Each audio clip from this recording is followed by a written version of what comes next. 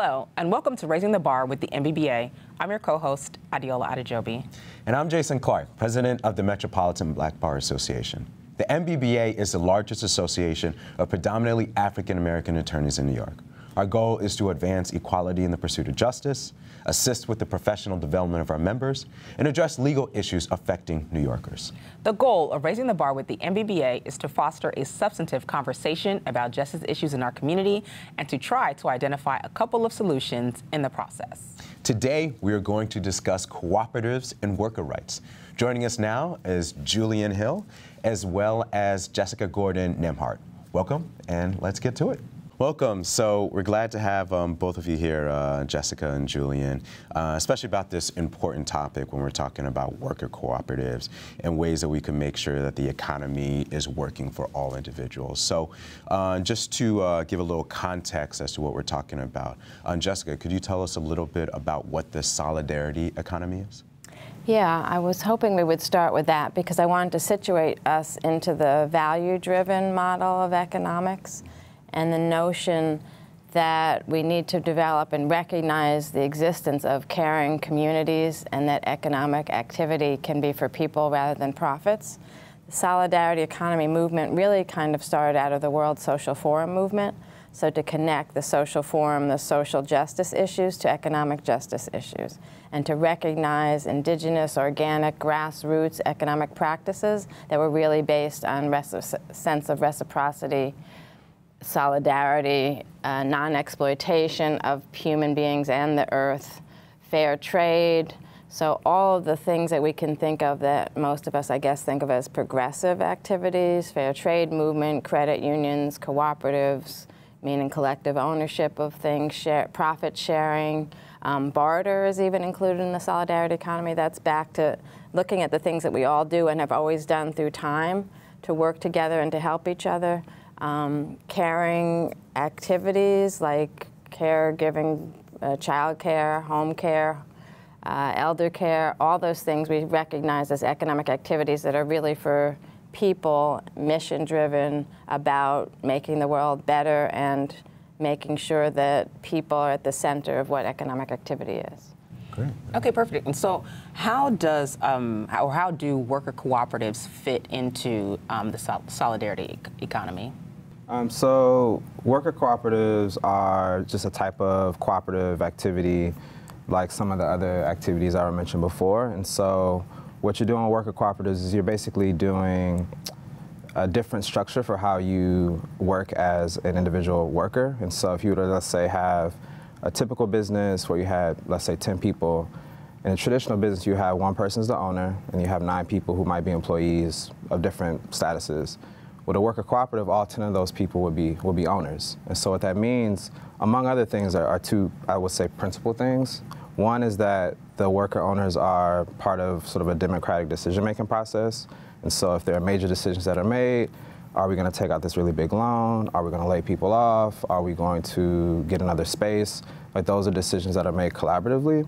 And then the second big piece, which Jessica mentioned a little bit earlier, is a sharing of the profits. And so instead of with some traditional businesses where you might have an LLC investor with members who are in France and the UK and all these other places who are benefiting from those profits at the end of the year, with a worker cooperative, you're really making sure that the folks who are making the products, the folks who are actually doing the services and adding the real value to the business are actually also sharing in those profits. Let me just add quickly, because I guess we jumped into worker co-op but didn't say what a cooperative actually was. We said it was part of the solidarity economy, but it's actually a economic structure with 7 principles, but I won't go through all 7. But the main principles are about this democratic participation, joint ownership, collective ownership with democratic participation. One person, one vote is a really important concept in cooperatives. In investor corporations, it's one share, one vote. So whoever has the most money to invest has the most say. In a cooperative, it's every person is a member. Every member has one vote, meaning it doesn't matter how much money or sweat equity they put in, they have the same say as anybody else. So that tries to keep it more democratic. And then the other purpose is the sharing of practices, sharing of profit, that kind of thing. So you can have consumer co-ops like credit unions, food co-ops, where the people who want the product, who need affordable, good products, come together to buy in bulk or to own something that does that. You can have worker co-ops where the employees are the owners. You can have housing co-ops for housing, producer co-ops where the producers like agricultural owners own the co-op or own a marketing co-op to market what they've made, or craft people market what they made through a co-op, that kind of thing. So I guess what we need to get to, so this is all really interesting stuff, and I imagine a lot of our viewers may not be familiar with the solidarity economy as well as worker cooperatives. So I think what's really important here is like, why don't we discuss, why these matter? Why do worker cooperatives matter? Why does the solidarity economy matter? How can this be able to allow folks to be able to have a better livelihood? Well, I did a lot of research about that. When I was working as an economic development analyst, I was trying to find local economic policies that were much more community-focused, family-supporting, that kind of thing. And that's when I actually ran into the notion of cooperatives. And as I started to study it, especially looking at Black community development, I found that African Americans didn't really resonate to the term cooperative. They thought it was sort of a hippie food co-op. And they didn't even realize that the credit unions that they might be in or that their church had started was a co-op. They didn't feel a connection. That made no sense to me, so I'm a researcher. I started doing research, and I ended up finding a long, continuous 400-year history of African Americans in the United States using co-ops, African civilizations using cooperative principles and co-op collective commons ownership from way back, the beginning of time, that kind of thing. And so what I also found was that there are a variety of benefits from cooperative ownership. The first one being that you don't have such a wide division of wealth, right? If everybody's sharing the profits, everybody's making decisions, you don't have as many of the power dynamics in traditional economic relationships. So you don't have as much poverty, you don't have as many disenfranchised people who are just cogs in the process and making sweat wages or whatever. You have people who are able to make better wages, have a share of the wealth, have decision-making. Co-ops also tend to connect with other community activities, so they try to buy local, they try to connect with other co-ops. All these are some of the international principles of cooperation. Cooperation among cooperatives, giving back to community, sovereignty of labor over capital, return to work rather than return to investment. Those kinds of principles are internationally recognized in co-ops, and these are the things that then deliver even to subaltern populations like African Americans, who can then control their own economic activity.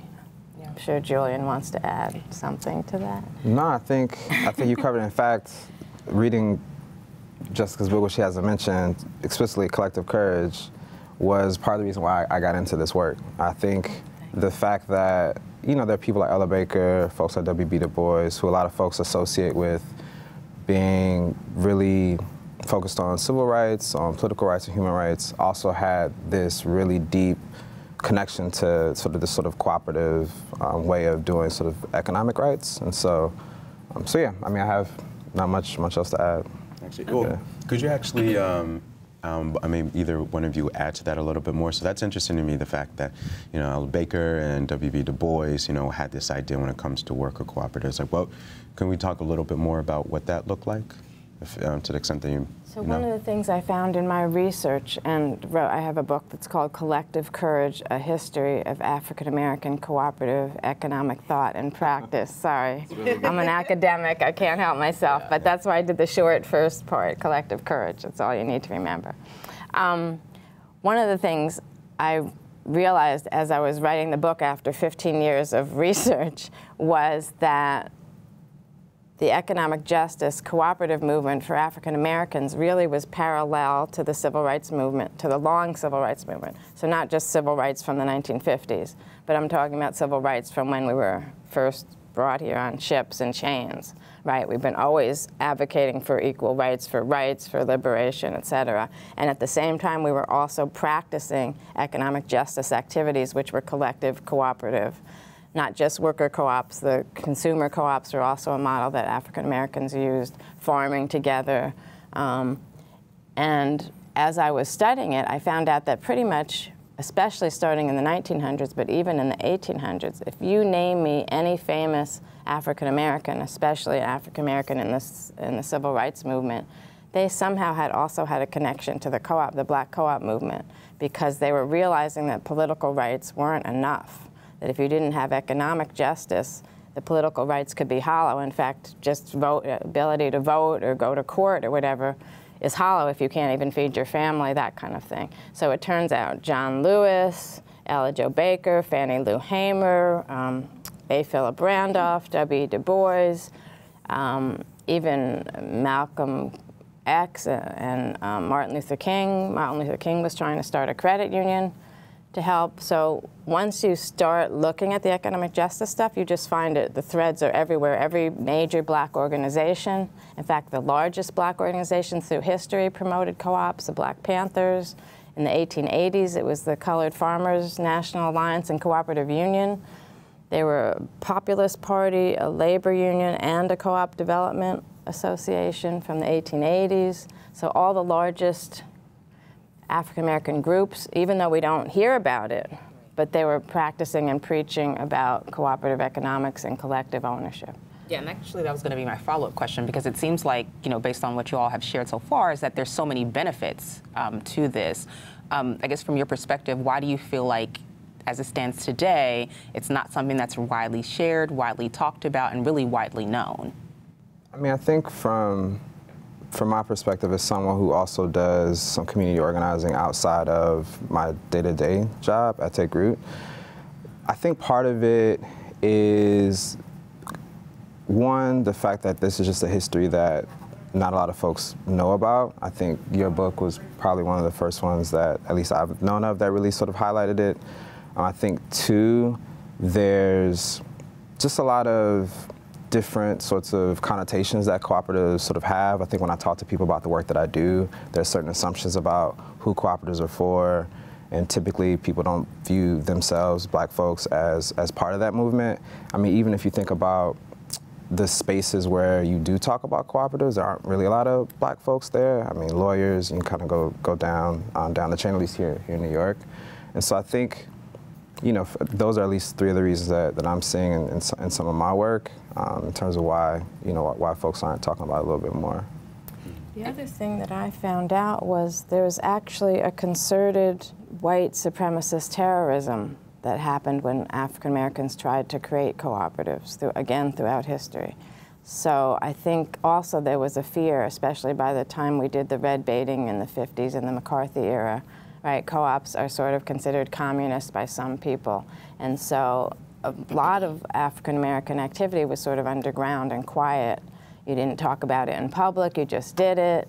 Sometimes I think that meant you didn't necessarily tell your children about it, so they didn't have the language for it, even though once I started talking to people about it, they were like, oh yeah, my aunt and uncle, my grandparents, they didn't have the words for it because nobody talked about it, they just did it. And so I think that's the other problem. So when you finally give them the language and not the buzzwords, people have been see it much more as a legacy and part of the black community. But when they just hear the buzzwords, it doesn't resonate because their families were scared to mention it or to say this is what we're doing. Because there were real, serious consequences: lynching, burning of the property or the building, blackmailings, financial sabotage, and all kinds of things. So you really just tried to do it quietly and not make a big fuss about it, which then means people don't get to really know about it. Right. And then I would like to ask a follow-up question about that, because this is very fascinating. So do you also think that basically where we are today in the economy, that this actually would be more beneficial for more people, right? But it can easily be painted as anti-capitalist. Yes. I mean, that's what it is, yeah, you know? Yes, I think there's a couple of issues. I did notice, though, that since the Great Recession, there's been a lot more interest in Black and brown communities in cooperatives. So there's clearly more and more people are seeing that the current system isn't working. It's not delivering to us. That more and more people realize there's this huge wealth gap and are trying to figure it out. We even have actually municipalities that are realizing they need to start helping to promote worker co-ops, at least on a small level, like New York City, Madison, Wisconsin, both Richmonds, California and Virginia, Cleveland. So they're all actually putting some money into co-op development, co-op education, because they do realize that they can't deliver otherwise. And I think people, especially some young people, are realizing also that maybe they could do a career in a more cooperative, collective, right? They've already been starting to do like co-op housing and collective housing just because that's the only way they can find a place to live. So then when they realize they could also do that in a job, in a work situation, more and more people, I think, are resonating to it and seeing how that can be different. But it's still hard, though politically we've got some Republicans who are supportive because it's private ownership. Okay. And then some Democrats who are supportive either because it's private ownership or because they see it's an alternative that could work. Okay. But And if I could just add, I guess, 3 quick things. I think one, like as I've started to do some workshops with folks in different grassroots organizing spaces, I do think that when folks do understand what it is, they're more interested. I think 2, if you look at like the Movement for Black Lives and that coalition, they do have a policy agenda that does include cooperatives, and so I think people are thinking about it both as sort of a practical thing, but also sort of as a policy thing. And then finally, I wanted to mention that you have like Cooperation Jackson, which is another place here in the States, out over in Mississippi, that's really focusing on how do we think about a structure of cooperation that sort of goes throughout sort of the different institutions within the city. Okay, great. the other, sorry, just one more thing about that. The other thing that I've found that really helps people to resonate, especially to worker co-ops, is to understand how they work, right? There's also this fear that too much democracy slows down business, right? Is bad for business. If it takes too long to make a decision, you can't be cutting edge. But we're learning that first, collective decisions are better, right? Even the big corporations now are trying to have labor input and that kind of thing because they realize productivity is higher when labor feels connected to the decisions, that kind of thing. We're also learning how to do better group decision-making, consensus building, conflict resolution. So a lot of the strongest co-ops do that at the front.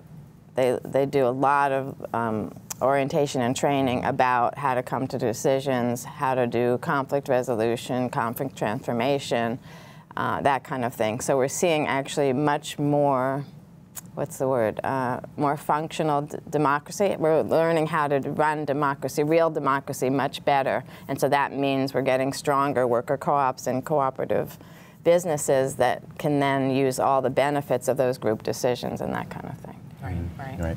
So, you know, I think it's a very interesting idea.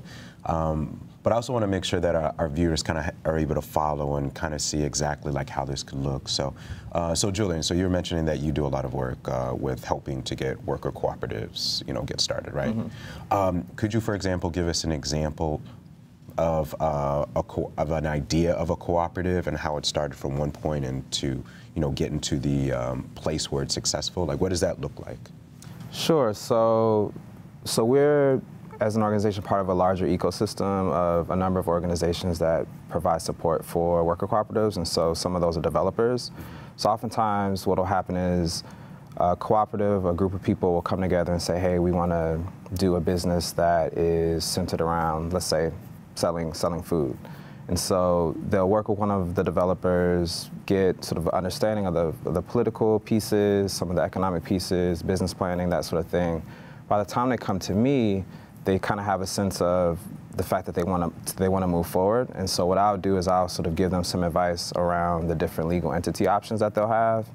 And some of the things that we'll consider would be startup costs, ongoing costs of that entity. We'll talk about how immigration law might impact the decision, employment and labor law. We'll talk about taxation, and a couple other things.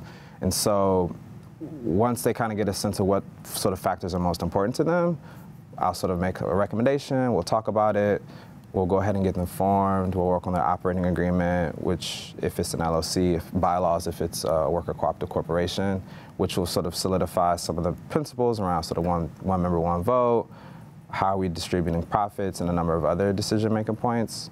And then sort of from there, you'll sort of potentially working on like a membership manual, which will sort of talk about a lot of the day-to-day operations. How are we sort of doing hours? What are we charging? And that can be probably the longest part of the process because you're really digging deep into people's expectations of each other. And I think because you have that process, it helps people to start off on a much stronger foot. And so that could be 3, 4, maybe 5, 3 to 4 hour sessions where we're working from sort of a template with some questions, and I'm sort of working through those with them as they kind of, as a group, work through them first. And then sort of we'll get those taken care of, and after that, if they have any sort of ongoing questions, we need a form contract because we're trying to figure out how to get this contract with this bodega, with this grocery store to sell our food, et cetera. Then we'll provide some ongoing counseling. And throughout that process, different developers might sort of chime in to help them out with other things related to marketing and related to their business plan. And so if people wanted to get in touch with your organization and learn more, where do they go? So they can go to sort of takerootjustice.org. Again, we focus most on the legal piece. Okay. It might be more advantageous maybe for folks to go to the New York City network of worker cooperatives, their website, just because they'll have a list of the developers, the folks who do financing, the folks who do marketing and business planning, support, because the legal piece, although a very, very important part of the process, is just one part of it. And we have the benefit in New York City, which I think is unique among most cities, to have a lot of support from the city government to support that work. That's great. Great.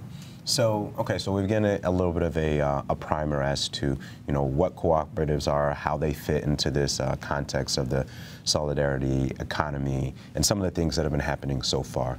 So what would you like to see happen next? Because I think we're all looking at, obviously we're always trying to figure out ways to make our economy work better for more folks, to make sure there's a lot of economic justice out there.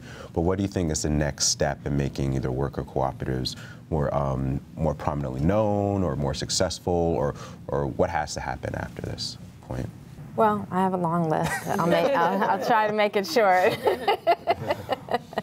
I'm actually a big proponent of education. I actually think we need to start in kindergarten, talking about cooperative economics, developmentally appropriate conversations about cooperative economics.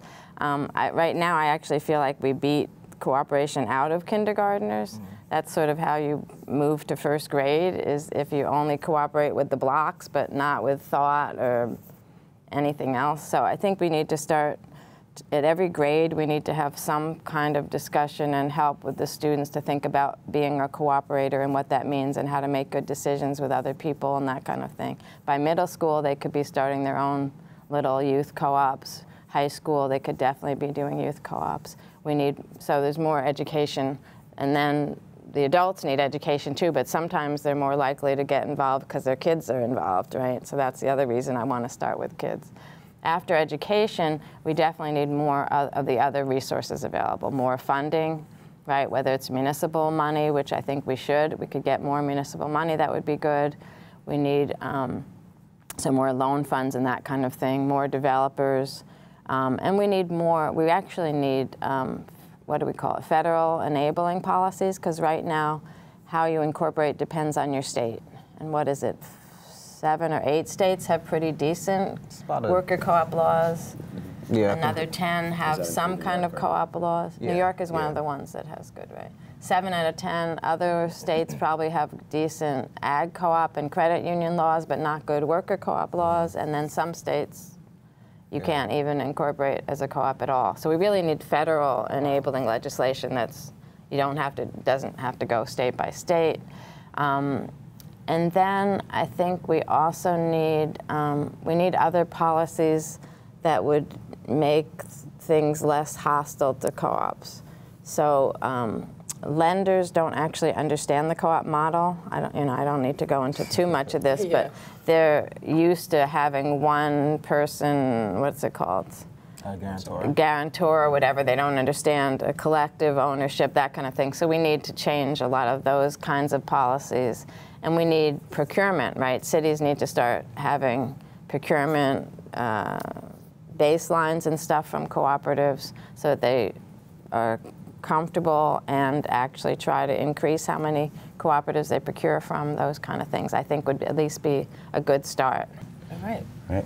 Well, let's see. I think that's just about all the time we have for this session. But thanks so much for talking about and introducing us to the idea of worker cooperatives and what we can do from this point. Especially to make sure that there are more, there's more economic opportunities for folks in our communities. Yes, for sure.